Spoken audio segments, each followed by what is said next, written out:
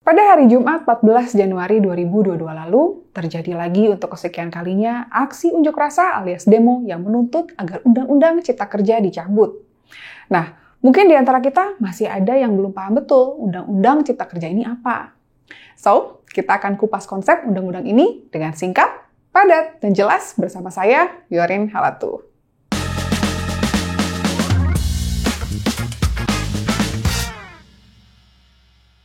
Sudah terjadi beberapa kali unjuk rasa untuk mencabut Undang-Undang Cipta Kerja. Dilansir dari artikel suara.com, massa buruh dan berbagai elemen serikat lainnya membawa sejumlah tuntutan dalam aksi unjuk rasa di depan gedung DPR RI Senayan, Jakarta pada Jumat 14 Januari 2022.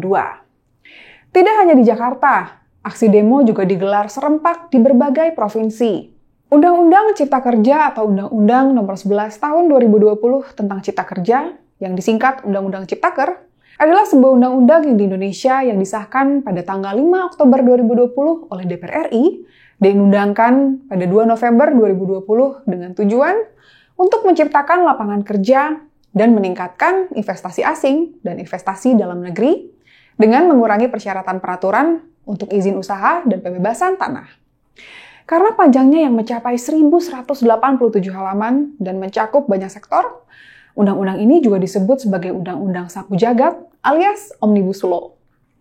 Undang-Undang Ciptaker merevisi sekaligus 80 undang-undang dan lebih dari 1.200 pasal yang mengatur multisektor. Banyak dari pasal yang dihapus adalah yang dianggap tidak efisien dan tidak efektif untuk aktivitas perekonomian.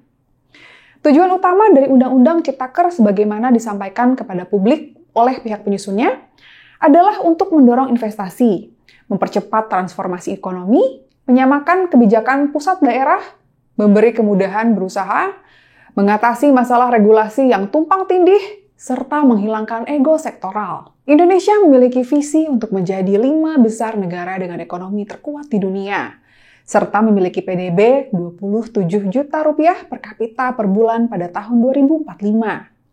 Harapannya Undang-Undang Ciptaker dapat membuat iklim investasi kondusif, akan menyerap lebih banyak tenaga kerja sehingga mengurangi pengangguran, meningkatkan pertumbuhan ekonomi, serta produktivitas pekerja meningkat. Undang-Undang Ciptaker memiliki beberapa kebijakan strategis.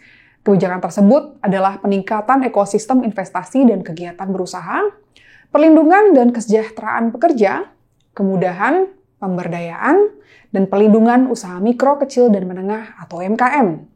Selain itu, kebijakan lainnya adalah peningkatan investasi pemerintah dan proyek strategis nasional. Dengan adanya COVID-19 selama 2 tahun terakhir ini, perekonomian global menjadi bermasalah. Pemerintah Indonesia pun mencoba mengatasi masalah ini dengan mengesahkan Undang-Undang Ciptaker. Proses perizinan kegiatan usaha lewat Undang-Undang Ciptaker ini diubah dari berbasis izin atau license-based menjadi berbasis risiko atau risk-based. Perizinan usaha berbasis risiko tersebut bisa dibuat secara daring melalui Online Single Submission Risk-Based Approach atau SSRBA.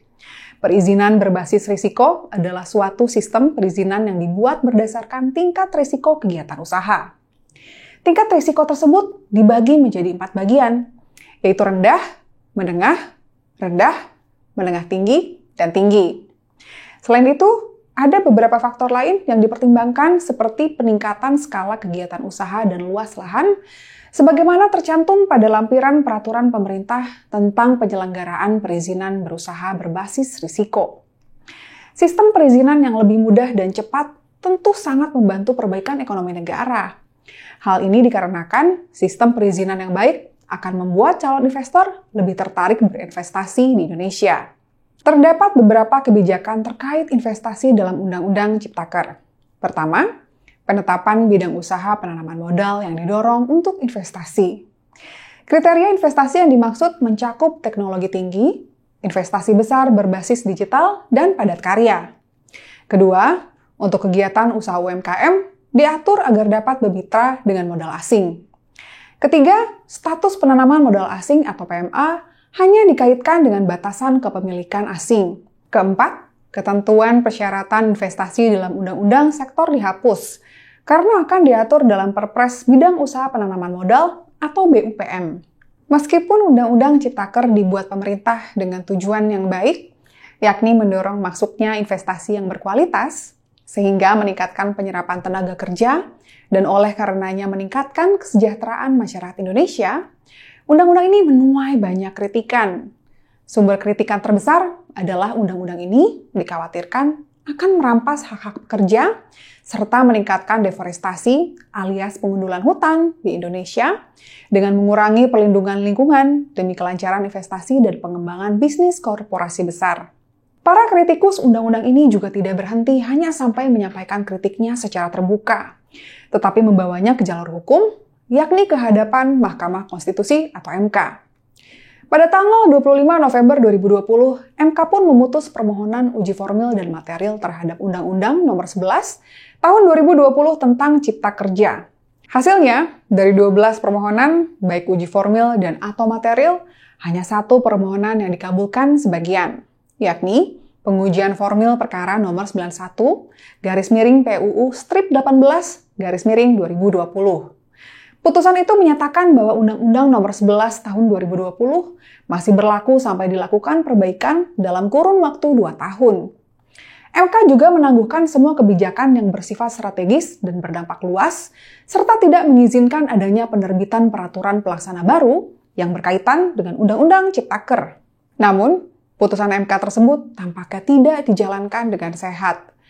Dalam aksi demo Undang-Undang Ciptaker 14 Januari 2022 lalu, Presiden Partai Buruh Said Iqbal memaparkan bahwa pembahasan Undang-Undang Ciptaker yang dilakukan DPR bersama pemerintah pasca adanya putusan MK pada tahun 2020 lalu masih belum terbuka untuk publik. Publik, termasuk kaum buruh, petani, dan nelayan, tidak diberikan akses ke draft revisi dan rapat pembahasan Undang-Undang Ciptaker. Karena hal inilah, pihak buruh kembali menuntut agar Undang-Undang Ciptaker dicabut saja, dan pembahasan revisinya di-drop atau dihentikan. Tuntutan ini kemudian dijawab oleh Ketua Badan Legislasi DPR, Supratman Andi Aktas. Supratman menegaskan, pihak DPR tidak mungkin menghentikan proses pembahasan dan revisi Undang-Undang Ciptaker. Menurut dia, jika DPR melakukan hal tersebut, maka DPR akan dinilai melakukan pembangkangan hukum. Dalam hal ini dengan cara tidak menjalankan putusan MK untuk merevisi Undang-Undang Ciptaker. Supratman menuturkan, sah-sah saja jika Serikat Buruh meminta agar revisi dan pembahasan Undang-Undang Ciptaker dihentikan. Namun, DPR tetap harus konsisten melakukan perbaikan prosedural atau formil terhadap Undang-Undang Ciptaker sebagaimana diperintahkan MK dalam putusannya. Pembahasan dan revisi Undang-Undang Ciptaker tidak harus masuk dalam program legislasi nasional atau Prolegnas 2022 dan bisa dibahas di luar Prolegnas 2022 karena termasuk RUU kumulatif terbuka, namun yang pasti harus dilanjutkan dan tidak boleh dihentikan. Nah, itu tadi penjelasannya mengenai Undang-Undang Ciptaker yang baru-baru ini kembali menjadi topik unjuk rasa di depan gedung DPR RI. Silakan sampaikan pandangan Anda di kolom komentar di bawah ini. Jangan lupa like, share, dan subscribe channel Geolife biar nggak ketinggalan video-video berikutnya. Saya Yorin Halatu, sampai ketemu di episode Kupas Konsep selanjutnya.